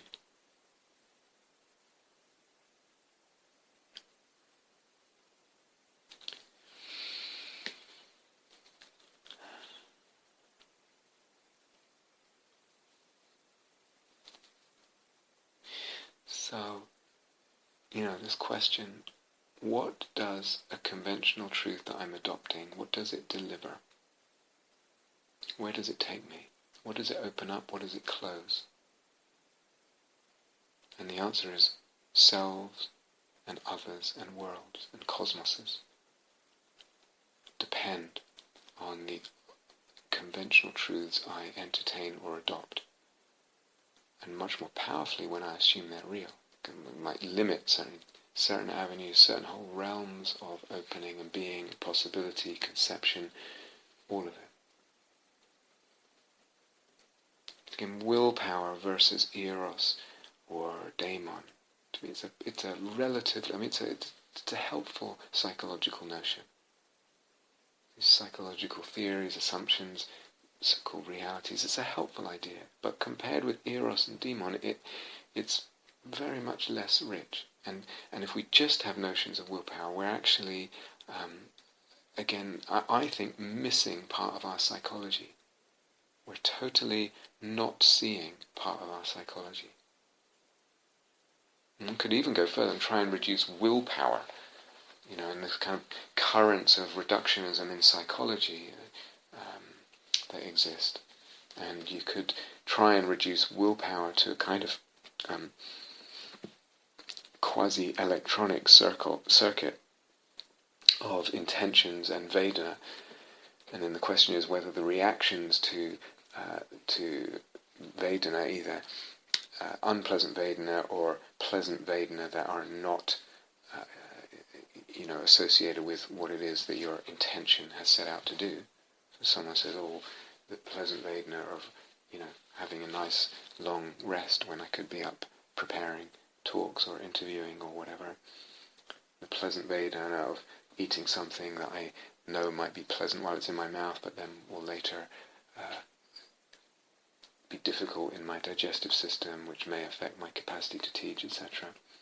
One could try and reduce willpower to this idea of a sort of quasi-electronic circle of intentions moving like little along electronic circuits and Vedana, and then the question is whether the reactions to the Vedana overpower or deflect the intention. And you've got a series of little gates in this circuit, and 1001, 1001, 0001, whatever. And it depends on each electronic circuit junction whether the reaction has overpowered or deflected, or has the intention stayed true to its course. And one can have a neurological model that something along the lines, probably a lot more complex, something along the lines of that. Does that kind of reductionist explanation, does it constitute for us an understanding? What does it do to our lives? Does it enrich our lives? I mean, it might help, at times to frame our process, our experience, our practice in those kinds of ways. So here's an intention, here's a Vedana arising, careful with the reaction, etc. Can it my reaction be taken care of so it doesn't deflect the intention from its course or overpower it? But that's only one conceptual framework, or one way of looking, really, one conceptual framework, let's say. And the important thing I want to say right now is it misses so much else out.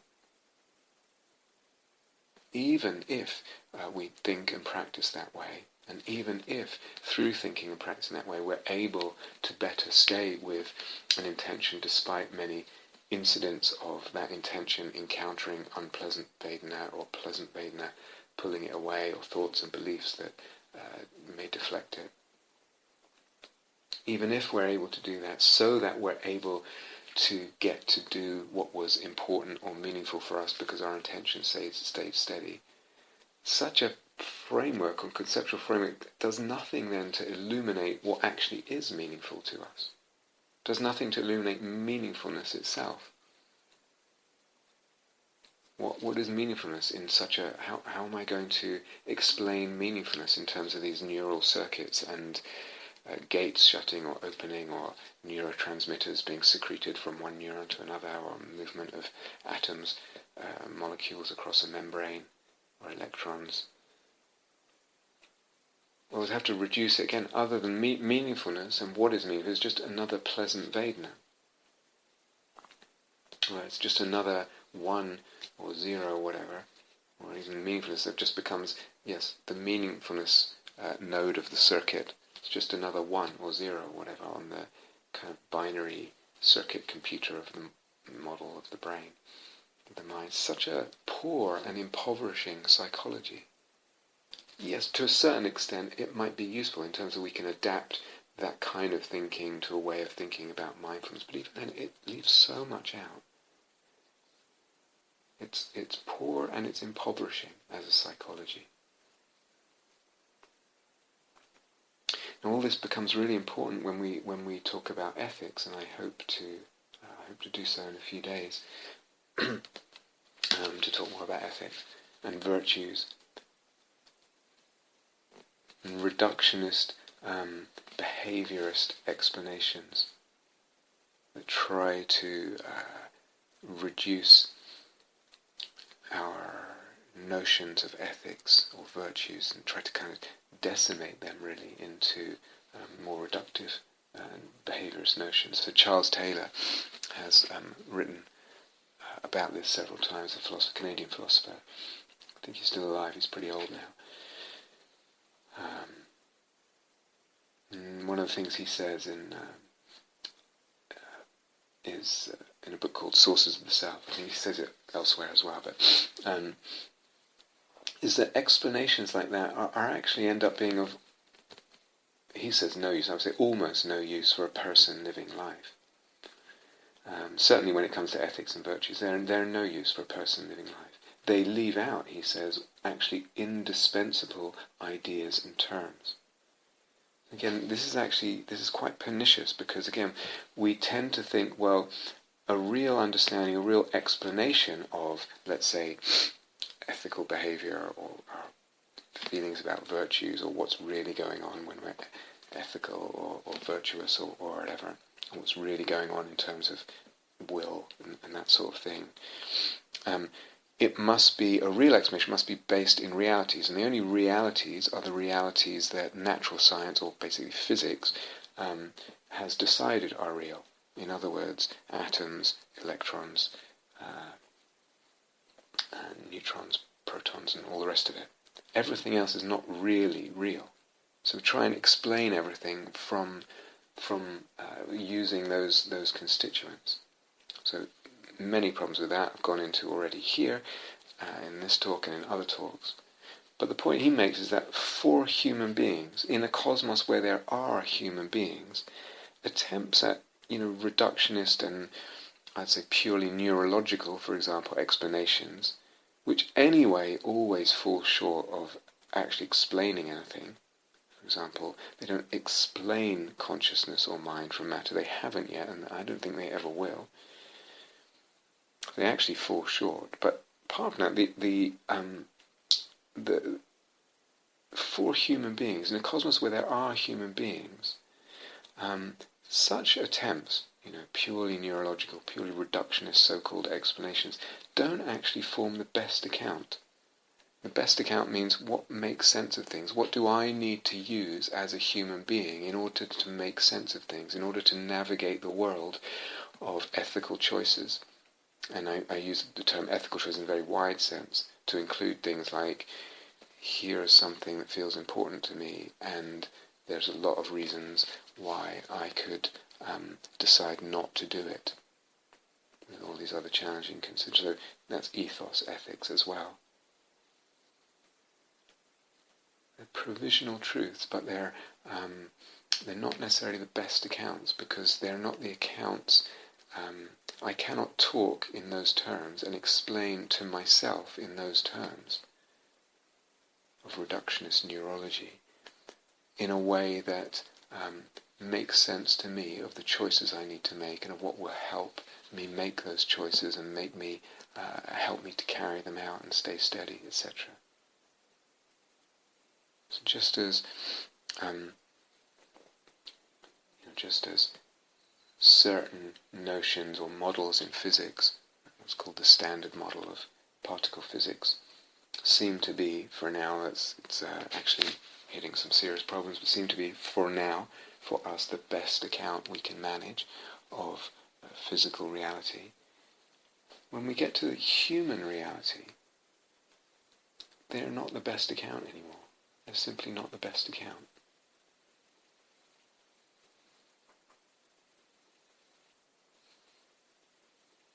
Alright, so this question, this inquiry, really important, so crucial.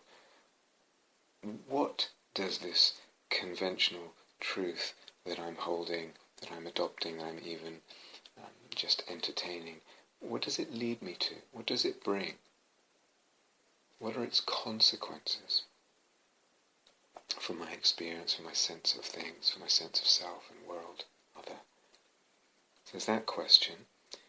And there's the question, am I assuming it's real? Am I actually assuming a conventional truth is an ultimate truth, is something real?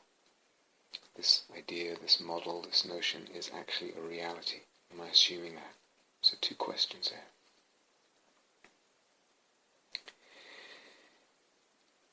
Okay, so we need to be careful with assumptions, but we also need to be careful with conclusions.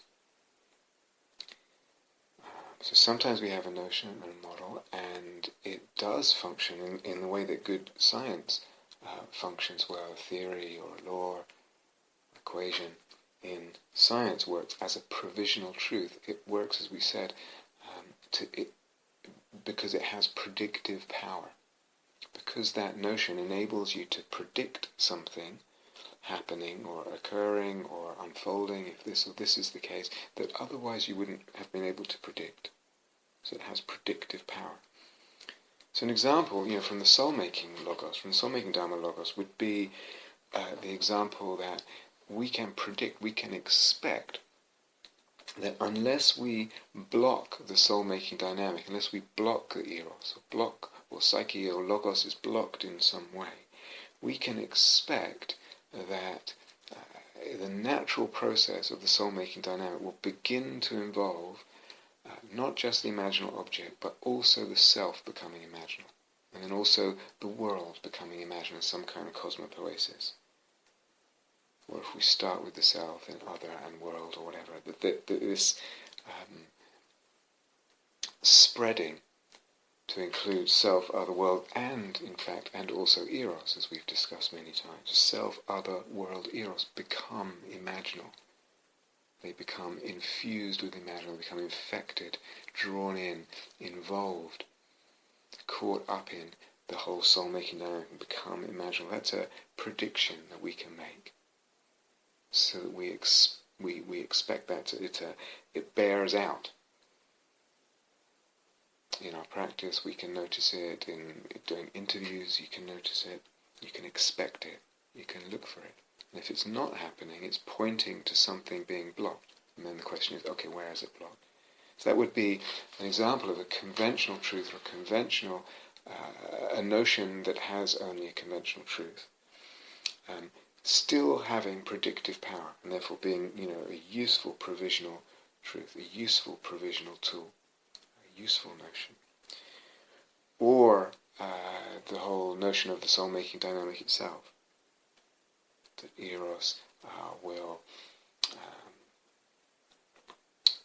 ignite that whole dynamic, so that Psyche, eros in seeking more, and the pothos in eros in seeking more will open up more beyonds in Psyche, more images, more dimensions, more aspects.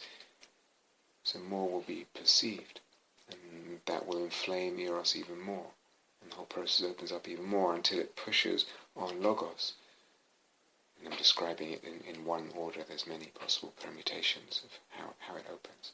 Pushing on logos, and then the ideation changes, either is stretched or shattered, and all that opens up the sense of the beloved other even more, and there's even more eros, and so the eros-psyche-logos dynamic will work like that. And both of these predictions, that self, other, world, eros, become imaginal, and that the eros-psyche-logos will galvanize each other, deepen, widen, open, complexify each other. Both of those predictions come from the very basic sort of provisional truth, or notion, or theory: soul loves soul-making. Soul loves soul-making. Just that simple kind of axiom leads to these other level of notions. It's all provisional truth, you could say. But there's predictive power in the provisional truth.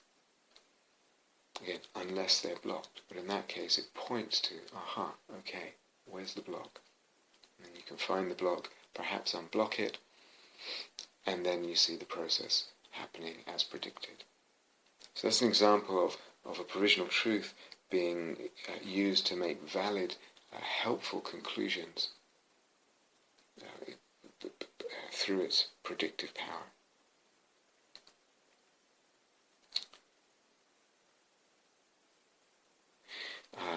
But careful with this.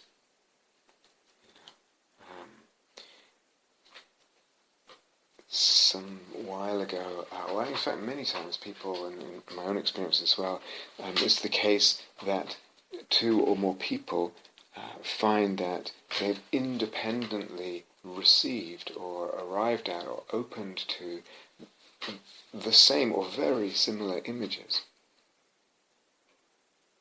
Either of, both have similar images of one in a dyad, both have similar images of one person in the dyad, but they've arrived at them independently. So it can happen in all kinds of ways. But it's not that one person shared an image with the other and described it, and then the other person got a sense of the image. They arrived at them kind of separately. But the people themselves were connected in some soul-making relationship. And then careful of what does that imply? What does that imply? So here's an image that's shared, and one of the perhaps tempting conclusions from the fact that two or more people spontaneously share the same or a similar image could be that the image itself, its content, should be reified. Now, because we've arrived at this independently, it must mean there's something true about this image, true in the sense of real. It doesn't need to imply that, it doesn't automatically imply that. So careful about conclusions as well. Careful about assumptions, but careful about conclusions as well. It may imply this fact that, that two or more people independently share the same or a very similar image. May imply, or it's more likely that it implies or suggests something like the fact that the chitta, the mind or the soul or consciousness, is not as bound by and not as bound to the individual physical organism as we typically assume in our modern culture. You understand? So there's two conclusions there, and to me the second is the more justifiable conclusion, or step towards a conclusion. It suggests that more than a reification of images. So the imaginal middle way doesn't apply to the latter conclusion, or the suggestion that maybe minds are not really just bound up and end with our skin. They're not bound up with my neurons, my brain, bound to and by an individual physical organism as we tend to assume so easily in our modern culture. So that may be suggesting that may be a fact of conventional provisional truth that is being suggested there. The imaginal middle way doesn't apply, because we're not talking about images then, we're talking about the nature of the citta and the capacities of the citta, the boundaries of the citta. The imaginal middle way should still apply to the image, in soul-making logos anyway. So it applies still to the image, even though they've both been arrived at independently, sharing the same image or a very similar image. But imaginal middle way doesn't apply to questions about where is the boundary of the mind here. Is it just, as we tend to think, within the physical organism? So sometimes things like this happen, many things happen, and we have to, in soul-making practice, all kinds of things happen, and it's extremely interesting. But careful of our sort of logical process and what we tend to think something, what the conclusions are, what's suggested by some experience that's happened, especially something like that, because this, one of the things in our culture that one of the sort of ontological and epistemological assumptions in our culture that's pretty entrenched is that if a perception is socially agreed upon, in other words, if it's not just me perceiving something and you can't perceive it, if you and I, and another person perceive the same thing, then that social agreement of a perception tends to validate the reality of that perception for us. That's one of our epistemologies, that we need to socially agree on something for it to be real. And anything that isn't socially agreed upon is not regarded as real. So that's one of our received criteria for what is real and what constitutes knowledge of the real. It's received and usually unquestioned epistemology and ontology. So it can be tricky.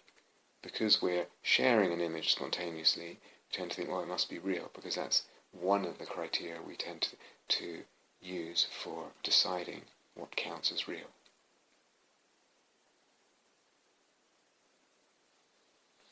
So, just take this point a little further about assumptions and conclusions and conventional truths. The question of what do they lead to? What am I assuming? What am I concluding? What conventional truths am I adopting or clinging to? And what does that lead to? So we'll talk about something very different now and talk about the nature of time, for example. You read something or explain something briefly. So going back centuries and centuries, millennia really, well, there were two views of time. Two persistent views of time we can trace through the centuries in Western and I think also in Asian thought and Eastern thought. One of them is really that time is something real. It's a substance, like Newton's idea. The other, though, is time is essentially the product of the soul. It's something that the soul kind of creates, let's say, or discovers. The second point of view, that time is a product of the soul, was the view of Plotinus, who was one of the, or perhaps who's regarded as the founder of Neoplatonism. He probably would have regarded himself just as a Platonist, but anyway. And he held that point of view, and his explanation for it is that the soul is unable to kind of grasp the contents of intelligence. So I have to explain what that word intelligence means in this context. Intelligence means, we could say, the attributes of Buddha nature, or the attributes of divinity, or the attributes of the ultimate one, the angelic essences, you could say. The soul is unable to grasp the contents of that pleroma of intelligences, those attributes of divinity. In other words, here you have Buddha nature, you have God, or you have the ultimate one.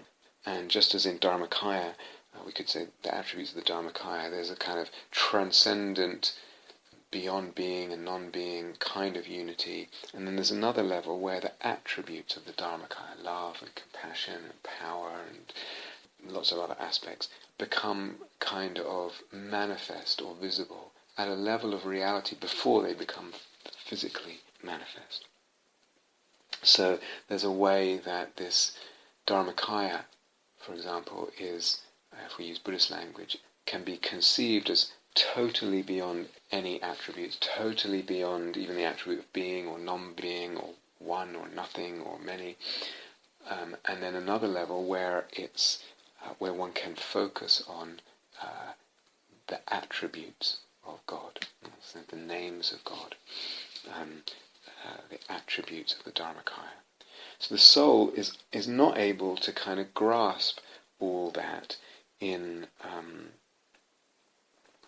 one kind of go, in one indivisible act. So instead, it must kind of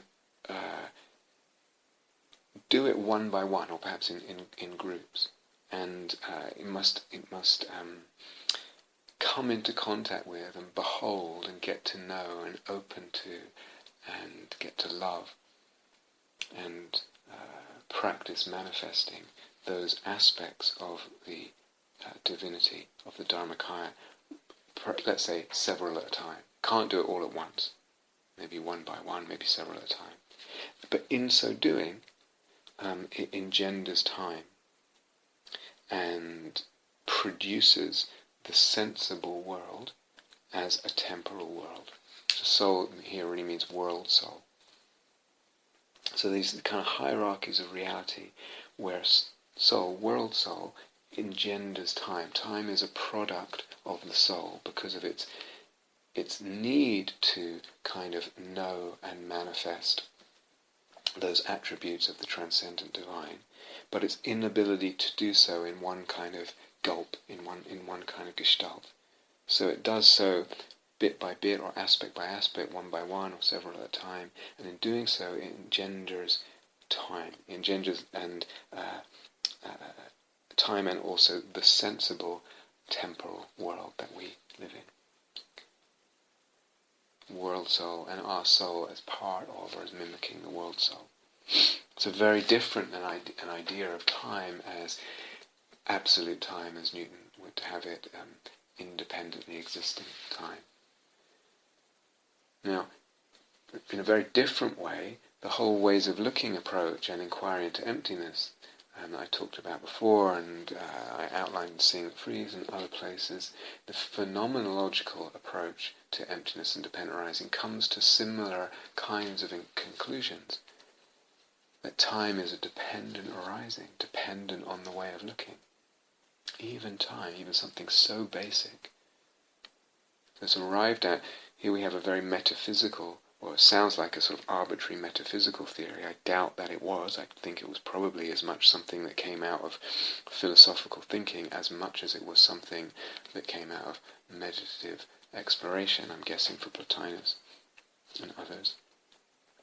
And in Seeing It Freeze, in this phenomenological approach, ways of looking approach to emptiness and dependent arising, you have something that comes out of meditation, and then realizes time is empty, and time, the sense of time, is a dependent arising.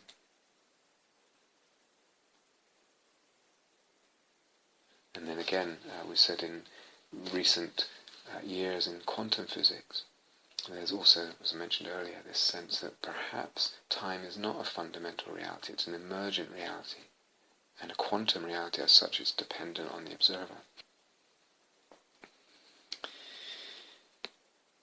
So even within Neoplatonism, by the way, there were different points of view. Plotinus had that point of view, Iambricus had a different point of view, a more substantial view of time, apparently.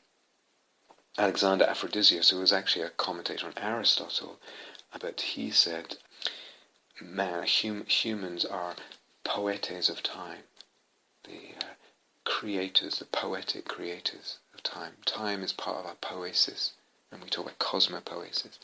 Also, there's a poesis of time. So it's the subjectivity of time as its sort of primary ontological reality, as opposed to the objective existence of time. But what I want to ask again is, if time has no ultimately real existence, no inherent existence independent of the soul of the observer, what does that imply? What does it lead to, and what does it imply for liberation? What kind of liberation does such an insight bring? What kind of, what scope does it mean for what liberation means and involves? What also does it mean for soul-making? What does it mean for psychological healing? We tend so much to think of the past caused this difficulty in the present. Time moves that way, and it's a kind of inexorable reality to time and the placement of things and the direction of causality, etc. So what does it mean then for psychological healing? Again, this question, what we hold on to, what we adopt, what we grasp, in terms of assumptions, conclusions, and conventional provisional truths, what do they deliver? What do they open up for us? And what do they limit for us? So what becomes just a whole kind of way of approaching psychological healing, and doors that might open up depths and areas of psychological healing that may not be reachable, possible, touchable through any other means, may be opened up, for instance, just from a different metaphysic of time. A whole notion of healing and how healing might be, or what it needs, or what's involved, but also a notion of human being. If our notion of time is not of something ultimately real, independently existing, what does that mean for a human being? What does it mean about death? Hoping to come back to talk about perspectives on death, different perspectives on death, but we jump so easily into very simplistic notions, all of them reified, around death and impermanence and time. And then also of human being. Human being is someone who's born and then dies, and that's it, whatever. Or they live forever in heaven or hell or whatever it is. Too simple, too reified. I mean, again, valid, conventionally helpful, conventionally perhaps to a certain point, but provisional truths, maybe not the whole truth. Look, you can see then, you can understand what gets blocked, what avenues, what openings, what experiences, perceptions, understandings, transformations become impossible if we're entrenched in the conventional view of time. For example, I was talking about thinking of ways of looking, practicing ways of looking, teaching ways of looking, but actually harbouring this idea of some fundamental, basic, sort of nebulous flow or flux to which we apply ways of looking and get this or that appearance of this or that object, but that basic flux being real, and therefore, and time with it being real. And what that then prevents us from opening to, understanding, reaching, being touched by, what vistas, what realms get prevented, how significant this is. But if time can also be opened up that way. Conventional truths about time, different conventional truths about time can be adopted. What might that do? How might that open up for us areas and questions such as psychological healing and the nature of a human being and death, not to mention liberation and soul-making. So these are important questions, important realizations. Okay, I think we'll stop there for today. Thank you for listening. To learn how you can support the teachers and Dharma Seed, please visit dharmaseed.org/donate.